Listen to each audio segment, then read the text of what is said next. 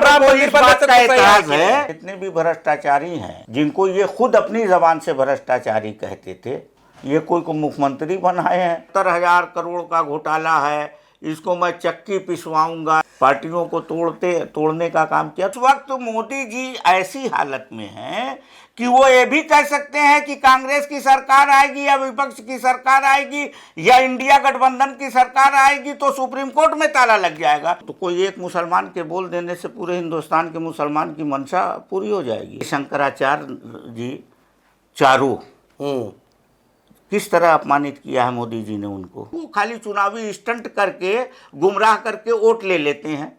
नमस्कार दोस्तों, मैं हूं संजय कुमार और आप देख रहे हैं पहल 24। इस समय हमारे साथ सपा के वरिष्ठ नेता जफर अमीन डक्कू साहब हैं और मुस्लिम वर्गों में इनकी एक अच्छी पैठ है। और सर नमस्कार और पहल 24 में आपका स्वागत है सर। और 2024 का लोकसभा का बिगुल बज चुका है और तीसरे चरण का मतदान भी हो चुके हैं। क्या लगता है कि और किस पोजीशन पे आप लोग अपने आप को देख रहे हैं इस बार? ये तो सारी मीडिया कह रही है, गोदी मीडिया छोड़ के, कि भारतीय जनता पार्टी इंडिया गठबंधन से बहुत पीछे है, एनडीए बहुत पीछे है। और इन लोगों की बौखलाहट खुद बता रही है कि यहाँ जो 3 चरण के चुनाव यूपी में या इस देश में हुए हैं, उसमें भारतीय जनता पार्टी का एनडीए वो बुरी तरह हार रहा। लगातार बीजेपी के कई ऐसे नेताओं का बयान आ रहा है कि अगर कांग्रेस अगर आती है तो दलित और पिछड़ों का जो आरक्षण है वो मुस्लिम समुदाय लोगों को मिलने लगेगा। देखिए, दलित पिछड़ों का आरक्षण मुसलमानों ने कभी नहीं कहा। वो ये कह रहे हैं कि आप धर्म के नाम पर आरक्षण मुसलमान मांग रहे हैं, तो मुसलमान पूरे इस देश में धर्म के नाम पर आरक्षण नहीं मांग रहा, कहीं नहीं धर्म के नाम पर मांग रहा। और जो संविधान में है, जैसे कि है धोबी है और जाटव है, तो इस तरह के लोगों को दिया जा रहा है आरक्षण। लेकिन मुस्लिम मोची है, मुस्लिम धोबी है, उसको आरक्षण नहीं दिया जा रहा है, वो आरक्षण की कैटेगरी। लेकिन मोदी तो गारंटी ले रहे हैं सर। मोदी जी की तो 10 करोड़ नौकरी देना था, उसकी भी गारंटी लिए थे, हर साल 2 करोड़ नौकरी देंगे। 15 लाख रुपया देने की भी गारंटी लिए थे। 100 स्मार्ट सिटी बनाने की भी गारंटी लिए थे। कहीं कुछ दिखाई दिया? सर 3 तलाक देख लीजिए, तो 370 देख लीजिए, 370 देख लीजिए। अब आप आइए 370 पे। 370 उन्होंने बहुत बड़ा काम किया है। पूरे हिंदुस्तान में 370 के नाम पर वोट मांग रहे हैं और कश्मीर से भाग गए। कश्मीर से वो चुनाव नहीं लड़ा रहे हैं, उनका कोई प्रत्याशी कश्मीर से नहीं लड़ रहा। अगर वो 370 बहुत अच्छा था तो भारतीय जनता पार्टी कश्मीर में अपना कैंडिडेट क्यों नहीं लड़ा रही है? जम्मू में लड़ा रही है, कश्मीर में नहीं लड़ा रही है। उनका कोई कैंडिडेट नहीं। भाग गए इसलिए कि 370 उनको लग रहा है कि तो बड़ा गलत फैसला हो गया। अगर ये गलत फैसला ना होता तो भागते क्यों? या उससे अब लोग, कौन सा गरीब आदमी वहाँ जाके ज़मीन लेने को तैयार है? अडानी अंबानी के लिए रास्ता बनाए होंगे 370 हटाने का, और तो कोई मसला नहीं। लेकिन कह रहा है कि मतलब लगातार बीजेपी के लोकल जो हम लोग करते हैं वो धरातल पे करके दिखाते हैं। लेकिन ये भ्रष्टाचारियों की एक टीम बनी हुई है, लोगों के अंदर ये बौखलाहट है क्योंकि इस बार फिर से एनडीए पूर्ण बहुमत से आ रही है। इनके वहाँ जो जितने भी भ्रष्टाचारी हैं, जिनको ये खुद अपनी जबान से भ्रष्टाचारी कहते थे, वो उन सब को ये कोई को मुख्यमंत्री बनाए हैं, कोई को उप मुख्यमंत्री बनाए हैं। महाराष्ट्र में देख लीजिए, मुख्यमंत्री उप मुख्यमंत्री सबके सबको ये भ्रष्टाचारी कहते थे। आसाम के मुख्यमंत्री को कहते थे इतना 1000 करोड़ रुपए का घोटाला है। तो ये जिसको भ्रष्टाचारी कहते हैं उन्हीं को ही मुख्यमंत्री उप मुख्यमंत्री। तो जितने भी भ्रष्टाचारी हैं वो सब इन्हीं। क्या सर इंडिया गठबंधन में कोई ऐसा भ्रष्टाचारी नहीं है? नहीं, इंडिया गठबंधन में अगर कोई रहा तो उसको उठा ले गए हैं, उस पे आरोप लगाए हैं। अच्छा, कौन? बीजेपी वाले उठा ले? हाँ, बीजेपी वाले। और उसको और उसके बाद एनडीए बना लेते हैं, उनको घटक दल बना के एनडीए बना देते हैं। इसी तरह उनके वहाँ जितने भ्रष्टाचारी हैं वो सब एनडीए में हैं। अच्छा, चाहे वो कहीं भी हो, छोटे से छोटे मोहल्ले टाइप भी अगर कोई पार्टी तो कहा जाए पहले वो भ्रष्टाचारी आपके आते, अब वो हट के बीजेपी के पास वो आरोप लगाए थे। हमारे वहाँ जैसे शरद पवार जी के भतीजे थे जी, उनके ऊपर कितना बड़ा आरोप लगाए। मध्य प्रदेश में स्पीच दिए इतना 70,000 करोड़ का घोटाला है, इसको मैं चक्की पिसवाऊंगा, चक्की पीसिंग और 2 ही दिन के बाद उप मुख्यमंत्री बना दिया। पार्टियों को तोड़ने का काम किया। तो सब भ्रष्टाचारी इन्हीं के पास है। सर ये भी कहा जा रहा है लगातार मंचों से विवादित बयान दिया जा रहा है, तो क्या लगता है कि बीजेपी मुस्लिम विरोधी है क्या? जिस तरह से बयान आ रहे हैं, उनका यह भी कहना है कि कांग्रेस की सरकार आई है तो सारे स्पोर्ट्स में मुस्लिम समुदाय के लोग घुस जाएंगे। इस तरह के जो बयान आ रहे हैं उसके बारे में आप क्या कहेंगे? अब मोहम्मद शमी ने जब मोहम्मद शमी को तो उन्होंने गले भी लगाया था, मोदी जी ने गले भी लगाया, तो यही देख लीजिए। हाँ। अब इतनी शिकायत उनको हो गई है। राष्ट्रवादी चुनाव हार रहे हैं, वो सिर्फ नफरत का बयान दे रहे हैं। जैसे मिसाल के तौर पे उन्होंने इस बात का बयान दिया कि धर्म के नाम पे आरक्षण मुसलमानों को हम नहीं लेने देंगे, तो वो टोटल हिंदू मुस्लिम का बयान दे रहे हैं। और हम आपको पूरा सबूत के साथ कह रहे हैं, और भारतीय जनता पार्टी के हिंदुस्तान का एक भी कार्यकर्ता हमारे इस सवाल का जवाब दे दे कि टीडीपी के साथ आंध्र प्रदेश में इनका पैक्ट है, और दोनों लोग मिल के विधानसभा चुनाव और लोकसभा का चुनाव दोनों लड़ रहे हैं, साथ में चुनाव हो रहा है।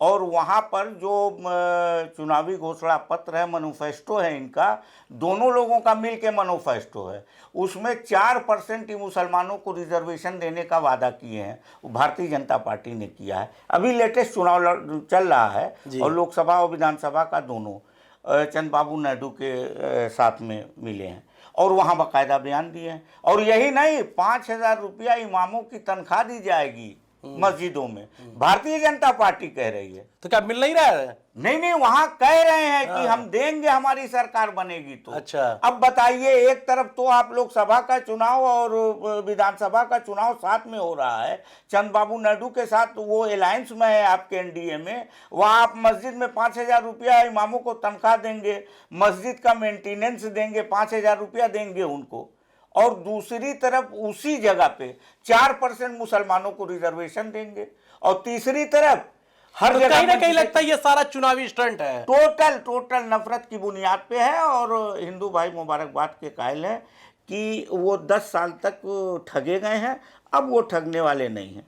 जैसे मुस्लिम के बूथों पे लाठी चला रहे हैं, मेरा ये कहना है कि भाई मुसलमान के बूथ पे काहे लाठी चला?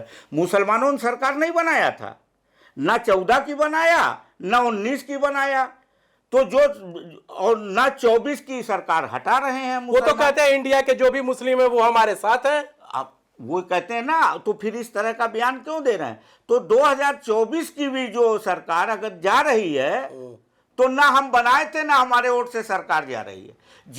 जिन्होंने 2 बार 10 साल तक सरकार बनाया था, जिस वोटरों ने, वही इनकी सरकार को खत्म कर रहे हैं। सर, राम मंदिर बनने से आप खुश हैं कि नहीं?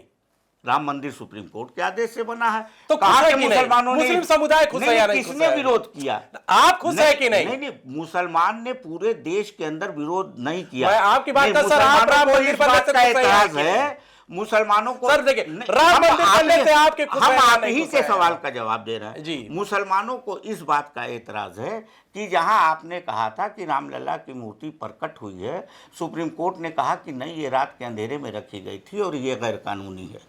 इन्होंने कहा था कि हम उस जगह से नहीं हट सकते, वो गर्भगृह है, हम उसी जगह मंदिर बनाएंगे।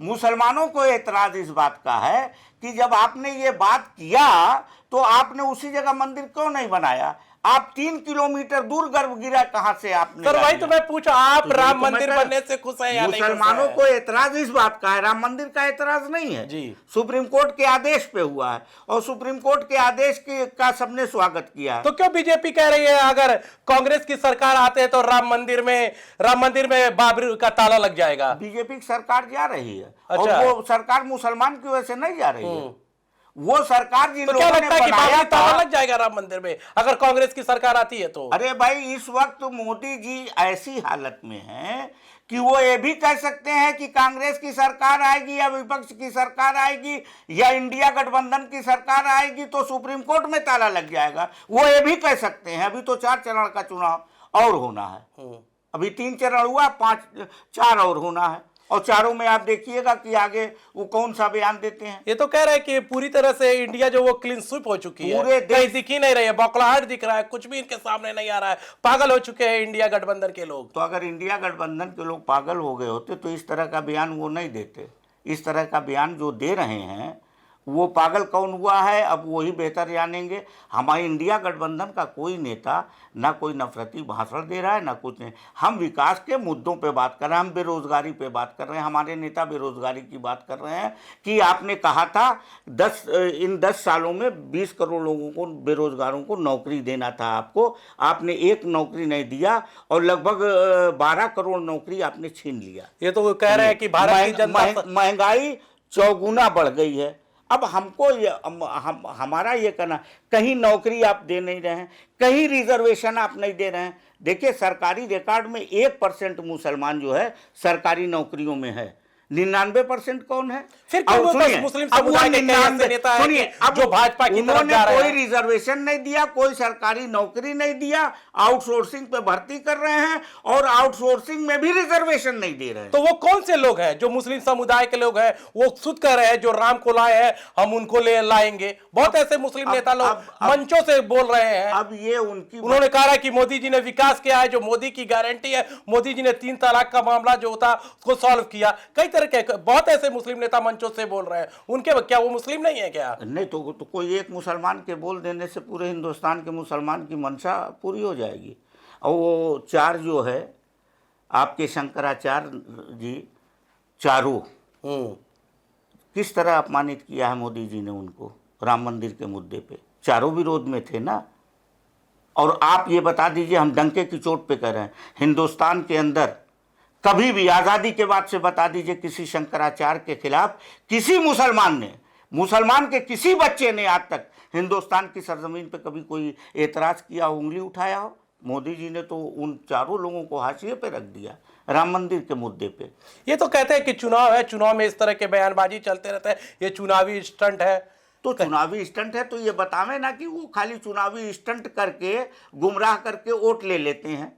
भाई मुसलमान तो वोट करता नहीं उनको। पहली चीज, जो लोग वोट करते हैं वही समझेंगे, वही बनाए हैं, वही हटा रहे हैं। अब तो कहीं है कि पूरे भारत में राम राज्य स्थापित होगा। ये योगी जी भी हर मंचों से बोल रहे हैं कि राज्य हो गया, अब हिंदू राष्ट्र बनेगा। हम लोग भी राम राज्य पढ़े हैं और राम राज्य में क्या होता था, राम राज्य में सबसे पहले मोहब्बत, वही खत्म कर दिया इन्होंने। कैसा राम राज्य है?